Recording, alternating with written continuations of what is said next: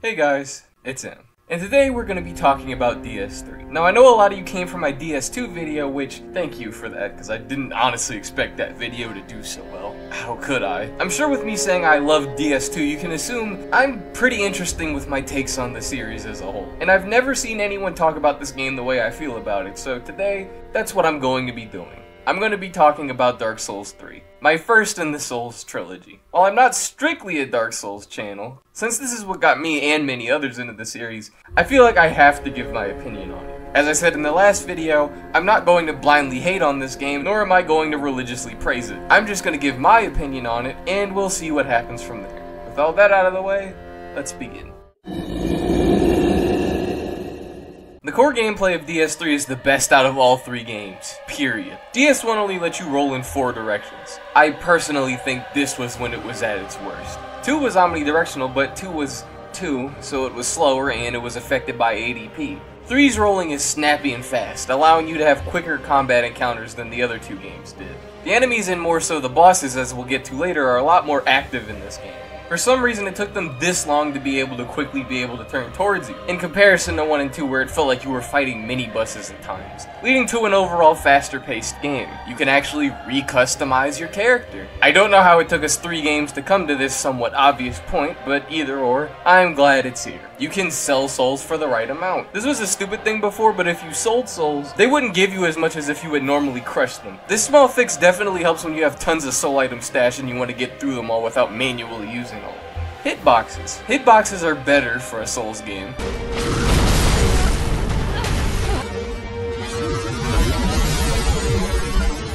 Contrary to popular belief, Dark Souls 2 isn't the only game with this issue. I'll still get clipped by funky moves here and there, but it's definitely not as much as a problem as it was in the other 2 games. Durability is pretty much not a problem anymore.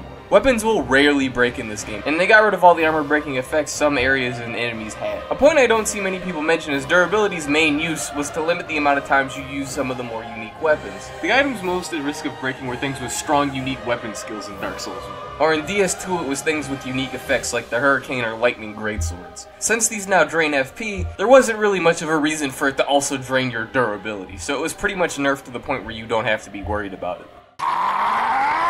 Oh my god, Dark Souls 3 bosses. They are the peak of the Souls series by far. The majority of them quality-wise outclass 1 and 2 bosses, and it's not even close. They're faster paced, they're snappier, and they require your full attention at all times. This is in comparison to the older games where for the most part, you could casually waddle around them so they'd spend half of the fight trying to turn towards you, alongside the fact a lot of their attacks were heavily telegraphed, so dodging them wasn't really hard. A lot of them here are just so memorable.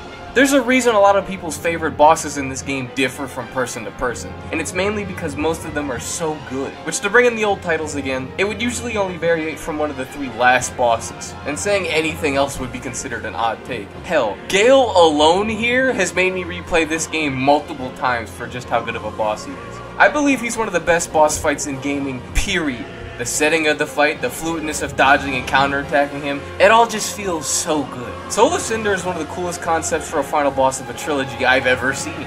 He's an amalgamation of everyone you fought. Some characters you've met before, and most likely characters you played as in the previous games, alongside Gwyn, the one who started this entire thing. The twin demon princes, while I suck ass at their fight, are probably the best duo fight in the entire series next to Ornstein and Smoke. Then there's Nameless King, who is Nameless King. And there's probably more I could go into, but I think you get my point. The bosses by themselves make this game worth buying. Somewhat related, and I find still worth mentioning, is Half-Life, who's probably my favorite player boss in the series. I did quite a lot of PvP here back in the day. Since this is basically doing PvP with a few tweaks, I'm pretty sure you can imagine why I like this. Though I think the balancing is a bit dumb as they made you a bit too squishy, especially considering the fact the other player has 8 or so Estises at this point. It's fun to be the main boss and stop people from progressing in the game. You get to be a part of someone else's journey as either the easiest or hardest boss in their run. And if you do it right, I'm sure you can leave an impression. And I'm pretty sure I did while recording footage for this section. As you can tell, I enjoy most things about the bosses in this game, but I still have to acknowledge some little icks I have about them. First, boss tails and limbs. In the first game, you could cut off boss tails for unique weapons and rewards. favorites. It was such a cool and rewarding mechanic. DS2 has the same thing, but it's significantly downgraded.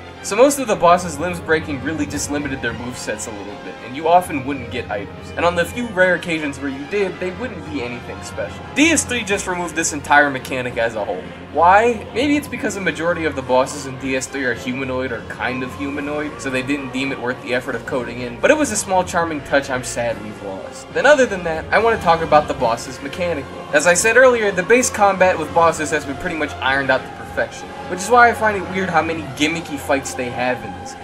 For example, I've made a quick list separating the gimmick fights from the more straightforward ones. You may have noticed a bit more than half of the fights in this game are gimmick fights. You may also notice most of the gimmick fights are the Lords of Cinder, some of which you can beat in about 2 minutes. Now having gimmick bosses in themselves isn't a problem, but doing it in the game where you ironed out the one-on-one melee combat is such a weird choice. Don't get me wrong, these gimmick fights are still better than a majority of the DS1 and 2 bosses, but as I said in my last video, other than the last 3 fights of both games, I find them mostly mediocre in that regard. So that really doesn't mean much since I don't hold them in a high position anyway.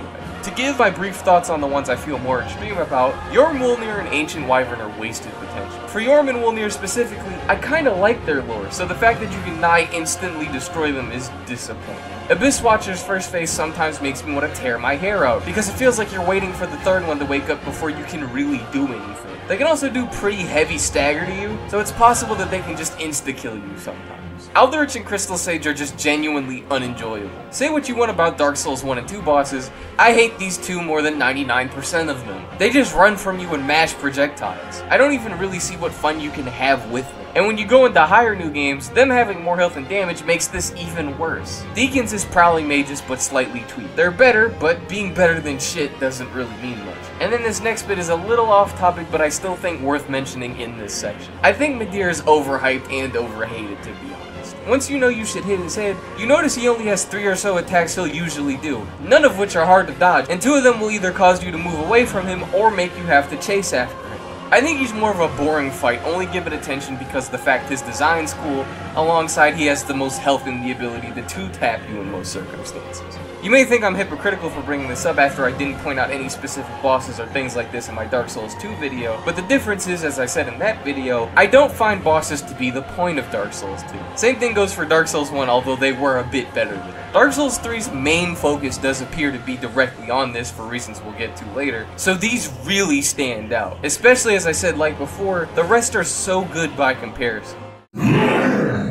The NPCs in Dark Souls 3 are a high point. Remember how in the last video I said I liked Lucatiel and Vengarl? Pretty much everyone has that same level of love and characterization those two had, if not more. I remember Henri and Horus's story made me feel pretty emotional when I first played it. Morn and his cleric story made me feel legitimately bad for my choices. Greyrat and Patch's quest made me feel anything for Patches, which is a feat in itself. I could probably list off every NPC in the game in this section, because they were just handled significantly better in this game than they were in the previous installments.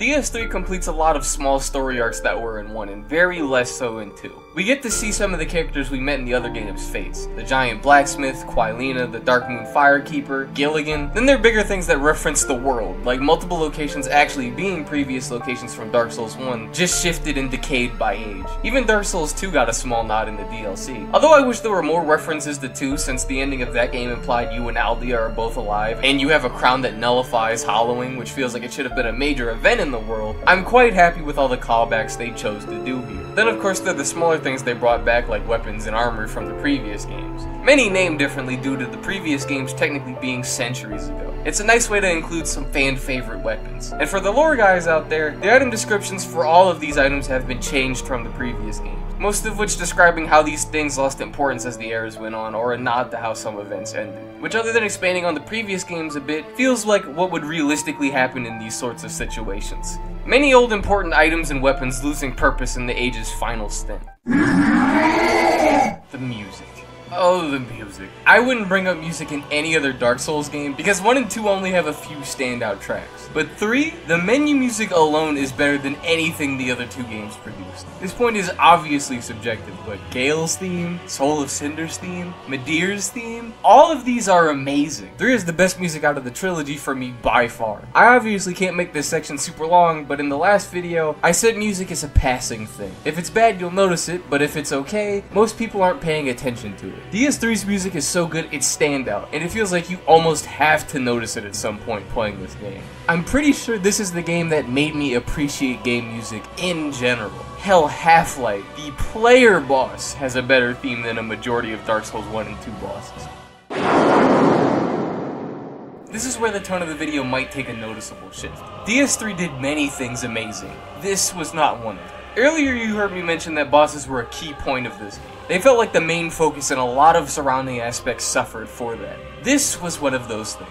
Areas in Dark Souls 3 felt like they were put there because they needed to be for a Dark Souls game. I feel it's the main reason Dark Souls 2 having so many beautiful locations and 1 having so many unique ones caught me off guard. Because Dark Souls 3 is so bland in contrast. Are there some pretty areas? Yes. Other than most of the boss areas, which look great. Irithyll and the Ring City come to mind, but other than those, I never really felt compelled to look over the world. The graphics themselves are obviously better since this game is on newer gen, but it's more of the area concepts in comparison to 1 and 2 feel a bit underwhelming. I understand the point of DS3 is the cycles are ending, but the areas just feel like they're missing something design-wise. After my first playthrough, I just pushed through them to get to where I needed to go, and I never really felt the urge to wander off to see what's around or even just look at the scenery. Even after coming back to it all these years later, the footage you see of me exploring areas is just because I needed to record a section of myself doing it, not because I naturally felt compelled to do it. Before I went out of my way to get it, I didn't even have footage of the areas before Deacons because I thought they were so uninteresting and I forgot to save recordings as I was just mindlessly going through them. If it's your first playthrough, maybe you won't notice, but anything after that, it feels noticeable, at least for me. The interactivity that Dark Souls 2 had is nigh completely gone, with only 2 examples I can think of, with that being Cage Guy and Bridge Medea,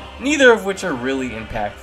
You'd think after all the innovations 2 did on that front, 3 would incorporate any of them, but no, it didn't. No exploding walls, no planning ahead, no burning windmills, nothing like that is in this game at all. Go forwards, hit boss, go forwards, hit boss, and that's pretty much it. Even though Dark Souls 1 wasn't interactive like 2 was, the areas were a bit larger to compensate and you had to go through them multiple times. They just didn't even try to do anything like that here. It's gone now and there wasn't really anything to replace it. The areas just feel like they add so little value to this game. After you beat the game once, sometimes you'll just wish it was a boss rush. On to the enemies aren't really interested here. There's no legit reason to fight the enemies here unless you're grinding for something.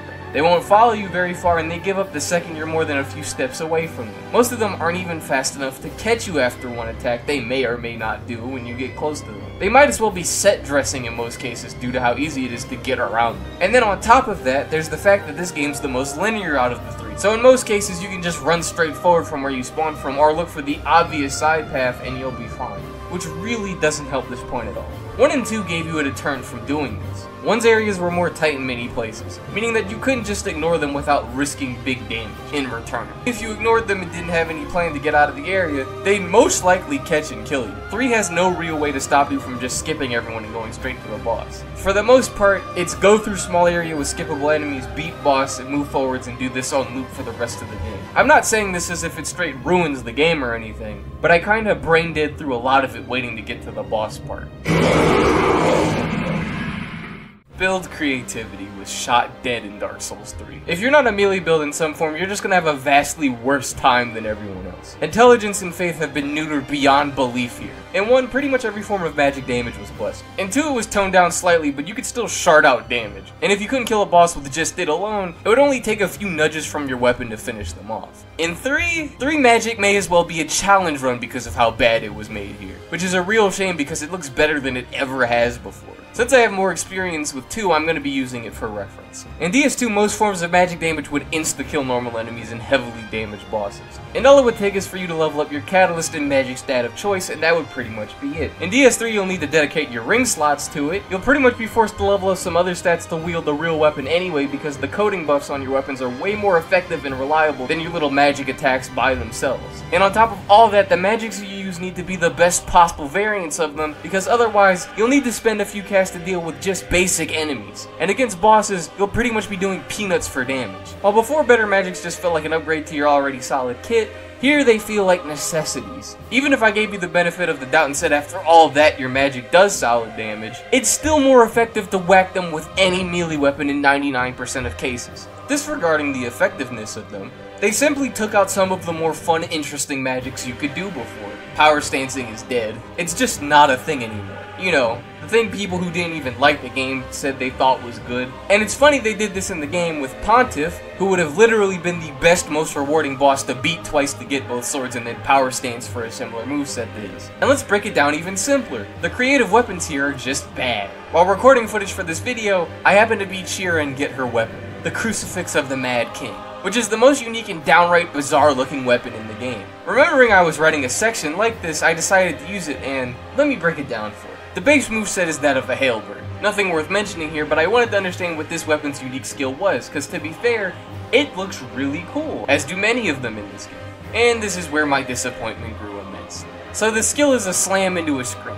The scream will either give you poise, make the scream have a larger AoE, or it'll try and hurt you with a curse ball, which you can make hurt enemies if you're strategic enough. While this is the coolest weapon in the game and I think this effect looks cool, why would I go through with all of this? It's just not worth it when I can use my greater straight sword, both of which have less wind up, planning, or risk in using them. The curse orb I mentioned is nice damage wise if you can hit it, but it's hard to manage it and whatever is attacking. If you get hit or stuck in any sort of animation while it's about to blow up, you're eating about half health. The poise buff is okay in certain scenarios in PvE, but otherwise it's not worth RNG rolling for, and the scream is self-explanatory. It does damage and it's 99% of the time what you want, but again, it's not worth RNG rolling for when you could just use any other weapon in R1 for guaranteed damage. In PvP, this weapon somewhat serves a purpose as it has a 3-hit combo, but in every other aspect, it's just not worth using at all. And this kind of thought process applies to pretty much every other unique-ish weapon skill in this game. The reason a lot of these suck and have no value in everything except for PvP, as I said before, is because this is a boss-focused game. They won't flinch and get stuck in your 3-hit combo or a weird quirky effect. And as I said before, for the enemies, the only thing you would use them on are so easy to kill normally or just run past here,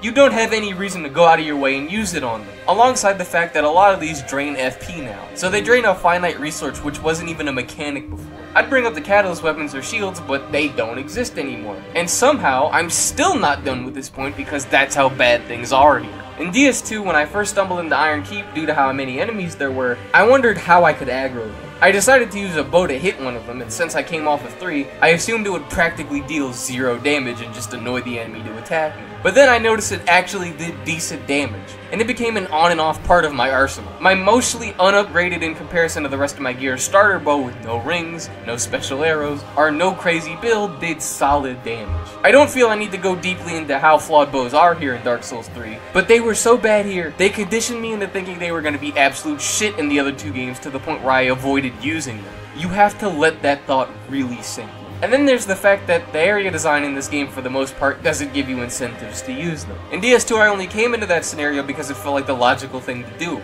In my entire replay of Dark Souls 3 for this video, that thought didn't come into my mind once. Here you just have to be a basic R1 Andy if you want to get the most damage and enjoyment out of these faster, more aggressive bosses. Some people say this was the sacrifice for the bosses actually being good. They had to lock you down into a simpler style of play, which I don't fully agree. You never cast a majority of the slower spells or do the slower attacks on bosses in the older games, because even though they were sluggish, they would still most likely stop you. But DS3's base is not built for those things to work, and the few simple magics that would work in boss fights like Fireball or Sunlight Spear were nerfed into oblivion. Shutting off options and making me play a game a singular way with little variations isn't the best for replayability. For 99.9% of the game, you roll R1, and that's it. You can variate from doing that, but most other options are just significantly worse.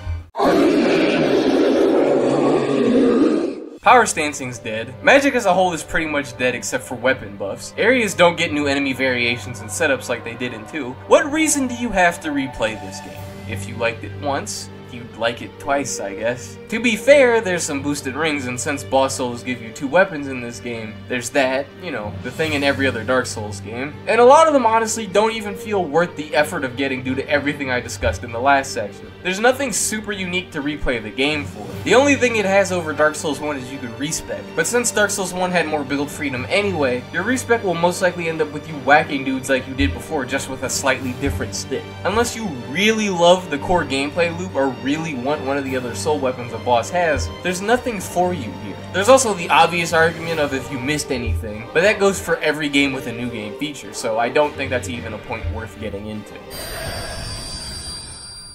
There's a lot of complaints I've heard about this game. While obviously it's not my favorite, I still think some of these more interesting takes should be looked into, and I think it'd be unfair if I didn't address them like I did in the last one. Boss speed. Bosses are faster than before, and I've heard some people say this ruined the bosses. This is subjective. I don't personally understand why I've heard this enough times where people seem to take this as a fact. If we ignore the build aspect, Dark Souls 3 boss fights for the most part are tight encounters of back and forths. Manus, Artorias, Fume Knight, Elan. All these fights were held as the peak of Dark Souls fights and followed this exact philosophy. Then when we get a game full of things like that, it's all of a sudden an issue? Again, this is a subjective opinion that varies from person to person, but I simply don't understand the argument. Healing while walking made the game easy. Dark Souls 3 is different from 1 and 2. In DS1, I felt most of my deaths came if I ran out or near ran out of Estus while trying to make it to the boss. It was more about managing when to use what you had. DS2 deaths usually came from getting into situations you couldn't recover from, like a gank from skipping past enemies with no plan. In DS3, since areas are pretty much skippable, running away and healing isn't super difficult. You'll only really die here if you miss time you're healing when a boss is attacking.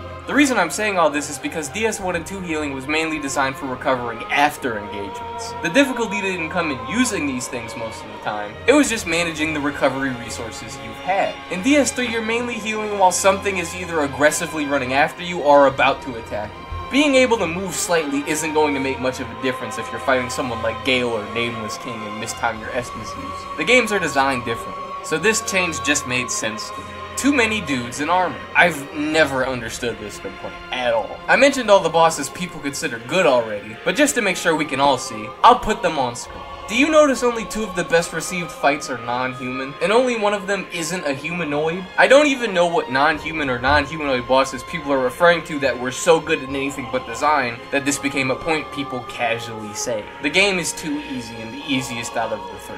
This point really doesn't have a definitive answer as it's very subjective. People love to fling this point around without understanding that all 3 games are built and focused on different things. If I handed someone who doesn't play these games a controller and asked them to defeat Nameless or even someone lower like Pontiff, I doubt they could do it. Same if you handed someone a controller or told them to go through Blight Town or Black Gulch. They probably wouldn't be able to get through it. Dark Souls 1 and 2 had you learn areas or how to deal with them. 3 still focuses on mastering things, just instead of areas, it's movesets. Once you learn either of these things, the games become significantly easier. So I don't understand why people lay on this point as much as they do as if it's an objective fact that this game's just easier. Dark Souls 3 isn't a bad game. I know some of you may think otherwise due to all I've said along the course of this video, but I don't hate this game. If I had to use any word, it disappointed me more than anything. It had all the building blocks to blow everything else out of the water. It could have had the area layout of 1, the area interactivity, concept design, weapon uniqueness, and replayability of 2, the armor designs of both, the build variety and unique magics out of both of the games, then ironed out a lot of the more glaring problems on top of having the best bosses in the series, and it probably would have been the best game ever made. But that's not the reality we live in. It honed in on one aspect and shined it to perfection, while leaving everything else to the sidelines. It's the literal opposite of Dark Souls 2. While some blind DS2 haters probably clap like seals because of this, anyone who's actually played that game could most likely see why this is an issue. Dark Souls 1 was kind of a sweet spot between both games, as it had nice areas and decent combat. In my opinion, it did neither of these perfectly, but these aspects were balanced to the point where it wasn't a problem. Dark Souls 2 focused on its areas, exploration, and RPG mechanics. Dark Souls 3 then focused on its combat, controls, and bosses. And that's the problem for me. It hard shifted to the other side of the spectrum without any counterbalance. At the end of the day, gameplay is what most people care about. It's the main reason Dark Souls 3 is much more popular than 2. It focused on the safest aspect possible, but in doing that, it gave up anything else unique it could have had. There will be people who replay it disregarding that, but for me, there's nothing else of substance really here. So if you want anything else, you're gonna have to look anywhere else. This is why while I like DS3 and still don't have any major negative feeling towards it, after my initial first few runs through it, I've hardly touched it since. I love Gale, I love Solicitor, I love Nameless King. They're some of the best, but I have to muck through areas and do things I don't care about every time I want to fight them. It's not like the areas and enemies are horrible and I get angry every time I go through them. They're just something I autopilot through. If this game had a boss rush or something similar, I'd probably have dozens or more hours here, but that's not the world we live in.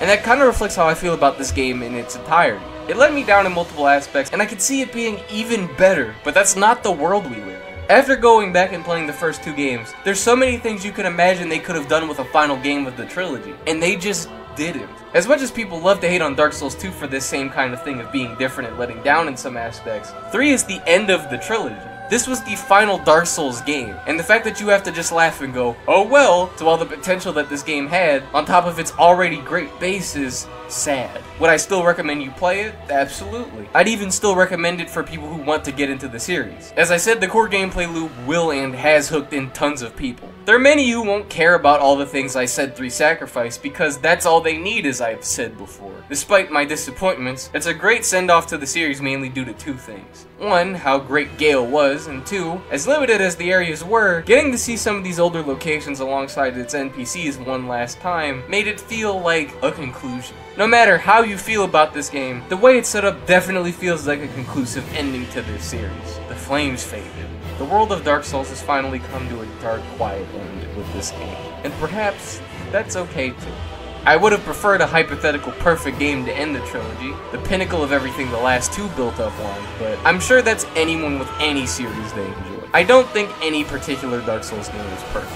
They're all flawed, and I'm pretty sure all of them were rushed behind the scenes. But they all have aspects someone could enjoy, love, or hang on to the point where any of the 3 games could be someone's favorite, and I wouldn't really be surprised by it. And I think that's what's really amazing about this series. But anyways, I feel I've said my piece. What do you guys think? As always, as long as you're respectful, I'm glad to discuss with you guys in the comments, and I've been in. And I am out.